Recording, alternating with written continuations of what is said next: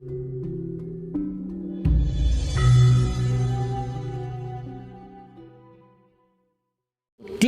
Marxis itu ideologi, bukan teori filsafat. Makanya pertanyaan Mas Hendra bahwa istilah kritis tadi itu penting banget. Kritis itu artinya mengkritik, melihat sesuatu, hukumnya 3, tese, antitese, sintese.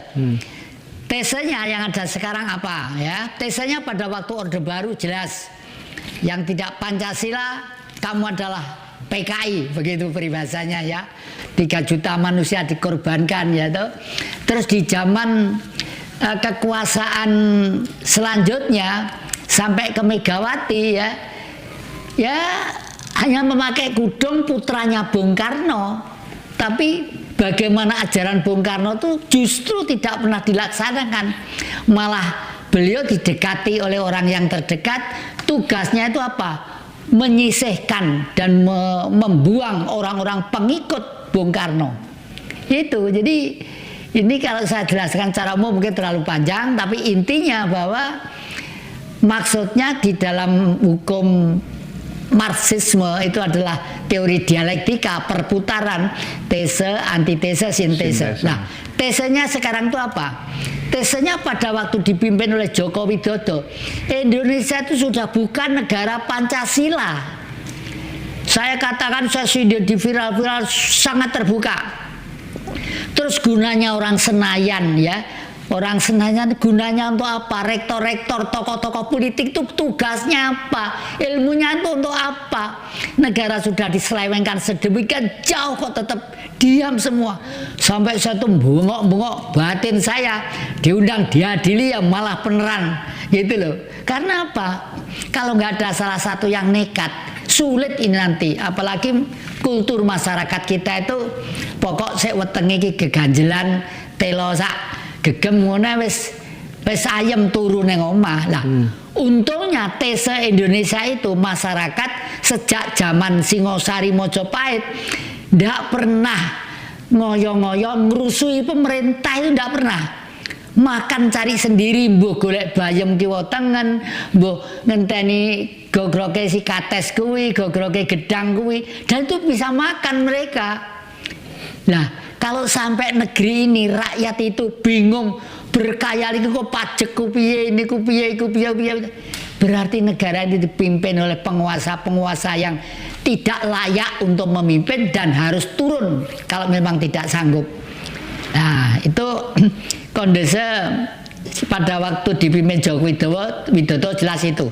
Lalu yang kedua, kenapa Joko Widodo kok merekayasa supaya Gibran yang belum memenuhi syarat dari segi yuridis hukum dipaksakan untuk formal dan yuridis? Itu kan rekayasa. Teknisnya bagaimana? KPK orangnya diganti dulu, sektor-sektor ini diganti dulu. Nah, itu makanya lalu didok, padahal tidak memenuhi syarat sama sekali. Kemarin pada waktu pemuda-pemuda dan tokoh nasional melean di depan kantor wali kota Malang, ya, di situ ada seorang wanita. Terus terang aja, seorang wanita itu juga tokoh nasional, ya, tokoh nasional, tapi tidak pernah berhasil karena partainya itu gedenya papanannya separuh lapangan sepak bola, tapi anggotanya satu aja tidak punya, berarti kan gagal, tidak bekerja dia.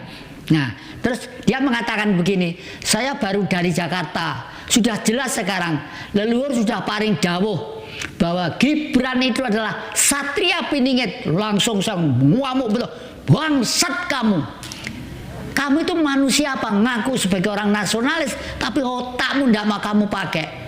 Gibran anak kemarin sore yang direkayasa untuk di RI 2 kan dengan penuh rekayasa, tidak memenuhi syarat sebagai norma hukum dan hukumnya diatur sedemikian rupa. Kamu itu bagaimana? Awas kalau muni pisan kata keplok bathukmu ning kene. Saya sampai seperti itu. Kan udah capek lah, capek ya. Jadi untuk menjadi RI 1 ini tidak semudah tangan dibalik, ya. Misalnya Mas Prabowo, saya tuh malah khawatir dengan gendong Gibran tuh khawatir. Kalau kita ikuti viral-viral di YouTube, di media sosial, Jokowi itu ngatur sedemikian rupa sampai pertemuan Jokowi dengan seseorang di Jawa Tengah disuting disebarkan untuk umum. Intinya apa? Nanti diatur kamu begini, dan nanti si Kaisang tuh bila perlu dikondisikan di Jawa Tengah supaya kamu nanti bisa menduduki, suatu saat bisa menduduki di DPR. Itu kan sudah nggak pantas lagi sebagai orang yang berpancasila. Oleh karena itu saya menarik kesimpulan, negeri ini gagalnya hidup tuh karena sila pertama itu udah gagal. Ketuhanan yang Maha Esa udah gagal. Itu Mas, kurang lebih Mas. Oke. Yang Jati mengkritisi sosok Gibran yang kemudian dipaksakan gitu ya untuk menjadi wapres, terus kemudian mengkritisi Pak Jokowi dengan lantang dan terbuka, sementara pengagumnya Pak Jokowi juga sangat luar biasa. Belum lagi soal buzzer dan seterusnya gitu kan, tidak semuanya orang berani gitu. Nah Ngaji Roso itu pelan-pelan pengen juga ngedukasi siapapun ya untuk kemudian menjadi membangkitkan nalar kritis mereka gitu, jangan sekedar ikut-ikutan gitu. Melihat potret pemimpin kita, presiden kita, siapapun itu, kalau memang tidak sesuai dengan cita-cita leluhur bangsa itu harus berani ngomong gitu. Nah pertanyaan saya, apa yang membuat mayoritas masyarakat kita itu cenderung ikut-ikutan aja gitu? Kalau semuanya pada muji, medsos muji, ikut muji gitu. Begitu pula sebaliknya gitu. Kita tahu bahwa pada saat MH Ainun Nadjib memberikan kritik yang sangat keras terhadap performa Jokowi waktu itu, Cak Nun tuh dihujat orang se-Indonesia gitu. Dan pelan-pelan sekarang banyak juga orang yang mulai menghujat Gibran dengan akun Fufu Fafala yang sering digembar-gemborkan, sering jadi bahan bercandaan, ya kan, dan lain sebagainya. Itu apa yang membuat nalar kritis bangsa kita itu lemah banget gitu, apa? Kebodohan atau apa ya?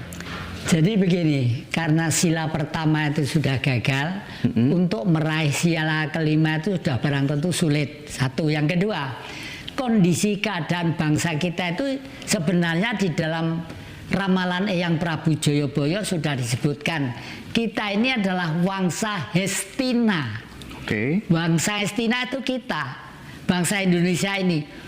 Jadi jejer Ngastina itu negara satus kang sami nyantono dan kadang satus kang sami nyantono yang ngabdi kepada sang raja dan ugung sakarsaniro. Jadi sakarepe dhewe kaduk adigo ngadiguna dupeh kadangan narendra gung binatara. Jadi pada waktu Jokowi kuasa, situs pendukung-pendukungnya ring 1 ring 2 ya sudah barang tentu mati-matian untuk membela meskipun salah. Persoalannya menghujat Jokowi dengan menghujat Bung Karno itu lain ya. Kalau menghujat Bung Karno waktu itu adalah kepentingan luar negeri supaya Bung Karno turun. Kenapa supaya Bung Karno turun? Karena Bung Karno pada waktu itu masih punya niat untuk Irian Barat kembali ke Indonesia. Oleh karena itu lalu Bung Karno membuat strategi politik yang namanya Nasakom, Nasional Agama Komunis, supaya daratan Cina dan Rusia itu simpatik terhadap kita, sehingga Amerika itu mikir kalau mau gempur. Amerika kalau mau menggempur Indonesia ya mungkin seperti Ukraina apa itu, sebentar aja udah hancur ya. Tapi waktu itu takut karena Bung Karno sudah menjaring persahabatan secara tidak langsung antara Cina, Vietnam Utara, Kuba, lalu Rusia, negara besar semua itu. Nah, ini strategi politik itu seperti itu. Lain dengan Jokowi. Kalau Jokowi itu maaf ya, kalau menurut tese keadaan yang ada, dia itu kebodohannya dimanfaatkan oleh ex Orde Baru. 2, oligarki. 3, koruptor yang bermasalah.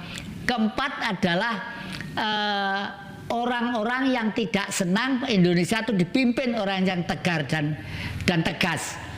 Oleh karena itu dipimpin Jokowi itu mereka bisa tidur nyenyak, tidak ada yang ngudik.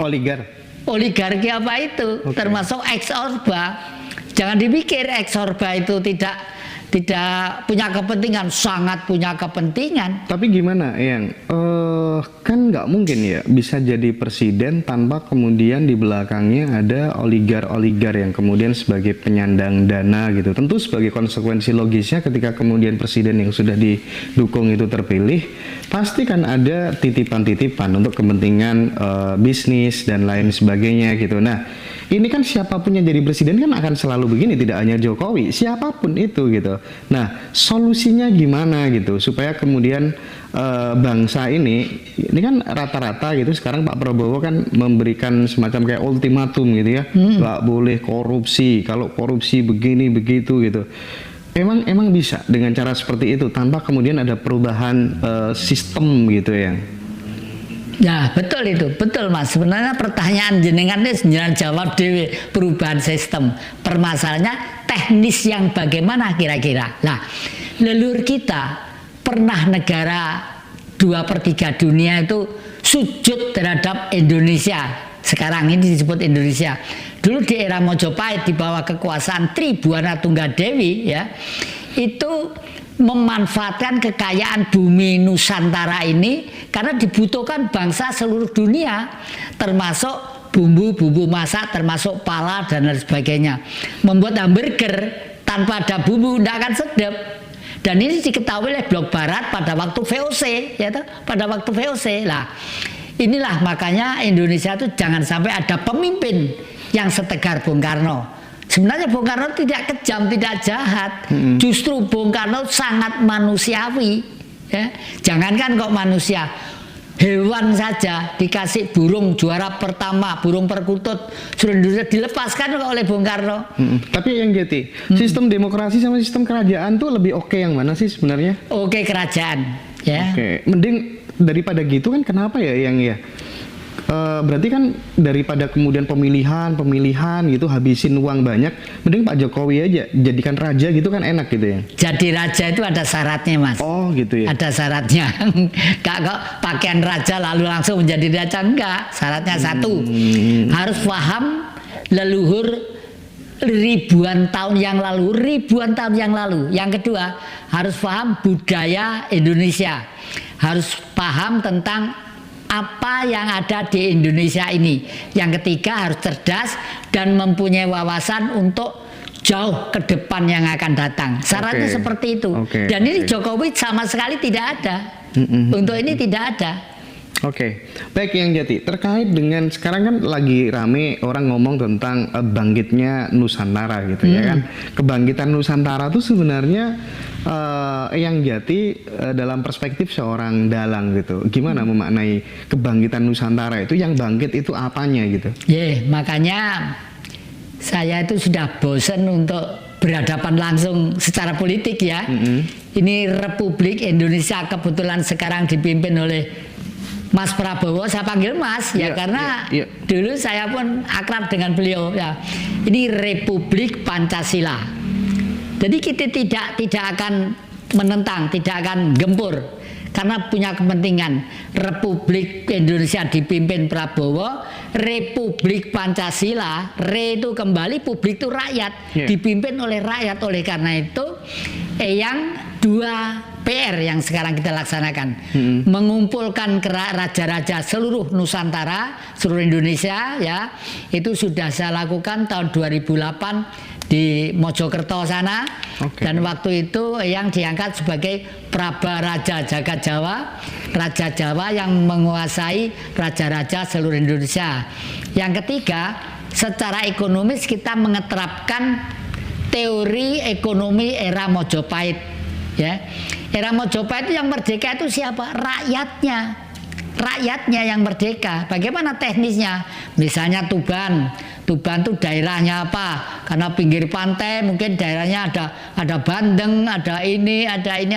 Lah, sana diberi modal. supaya pinggir pantai itu dikelola sedemikian rupa yang rapi sehingga modal untuk sana itu nanti bisa negosiasi dengan yang lainnya. Oleh karena itu secara umum oleh Bung Karno itu diringkas menjadi Trisakti. Trisakti Bung Karno, 1, bebas aktif dalam politik, berkepribadian, berdikari dalam ekonomi, dan berkepribadian dalam kebudayaan. Ini. Nah, terus yang Jati, lagi-lagi dalam perspektif seorang dalang gitu ya. Aku waktu masuk rumah tadi itu kan melihat ada sosok ksatria yang yang mengendarai 4 kuda itu, ya, yang naik kereta kencana itu. Nah, itu maknanya apa sih yang Jati? Nah, seorang pemimpin, karena yang dipimpinnya adalah manusia dan bukan manusia. Yang bukan manusia apa? Bangsanya gaib, itu bukan manusia, genderuwo, apapun itu makhluk Tuhan semua. Oleh karena itu leluhur melakukan itu semua. Ini di dalam pewayangan sudah digambarkan secara gamblang. Tadi malam itu sampai pagi saya mendengarkan wayang kulit. Waduh, ceritanya itu bagus sekali. Tidak tahu dalangnya siapa. Kalau kelihatannya, kalau nanti ketiaknya ting-tingnya Jogja kelihatannya. Lakonnya itu pada waktu Prabu Puntadewa diminta istrinya oleh salah seorang raja dari Maospati. Itu. Wah, itu konflik itu ruame tapi cantik sekali, menggambarkan seorang pemimpin kepala negara yang betul-betul ajur-ajir, ngerti ya, pribadinya dikalahkan tidak masalah, asal semua bahagia dan gembira. Tapi ternyata karena memang ditakdirkan bahwa Pandhawa itu harus menguasai dan memimpin dunia, oleh karena itu sang bijak yaitu Krishna itu mengambil kebijaksanaan. Drupadi dirubah, diganti Gatotkaca gitu. Gatotkaca ditaruh di ujung ekornya Anoman. Begitu nyampe di Maospati, waduh, itu udah akhirnya kalau Percono buta raksasa yang sudah akan itu ngamuk gitu. Jadi oleh karena itu ini gambaran secara politik seperti gambar yang di sana itu. Ada itu yang hitam itu Krishna Trivikrama. Yang kuning itu adalah Puntadewa Trivikrama. Artinya apa? Artinya orang seluruh dunia, manusia itu kalau marah menakutkan, orang yang paling sabar dan orang yang paling bijak baru menakutkan. Kalau di wayang Purwo digambarkan Krishna dan Puntadewa. Itu apa karakteristik seorang Puntadewa yang paling dominan, yang sebenarnya itu juga sudah ada di dalam diri semua manusia gitu ya? Memang sudah ada, tapi mereka tidak sadar ya. Apalagi yang menjadi RI 1 ya. Puntadewa itu digambarkan kakinya itu tidak ngambah lemah ya. Lalu disebut Ojoto Satru. Satru itu bertengkar. Jangan menentang apapun di dunia ini karena semua itu ciptaan Tuhan. Nah, berarti yang nentang Jokowi nih, padahal dia ciptaan Tuhan tuh gimana tuh? Ciptaan Tuhan, lah Jokowi jauh dari itu ya. Jauh dari itu. Mungkin malah ciptaannya bertentangan dengan Tuhan. Karena apa?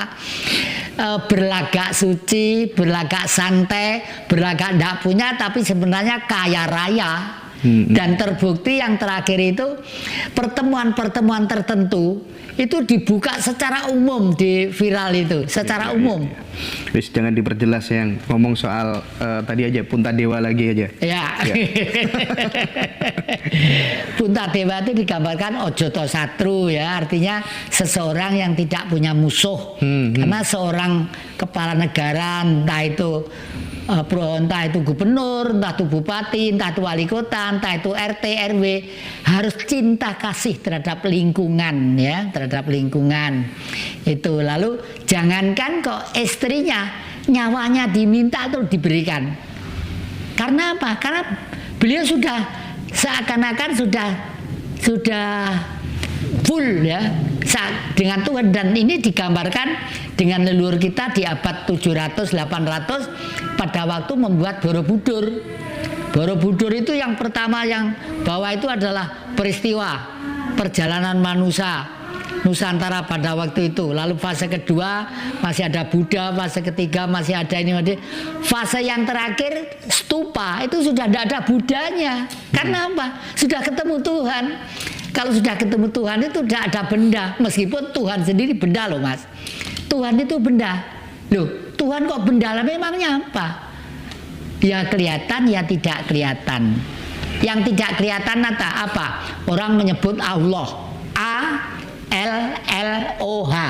A itu ada tapi terbatas. Misalnya bintang di langit jumlahnya berapa kita tahu, tapi jumlahnya berapa kita tidak tahu. Ya tahu.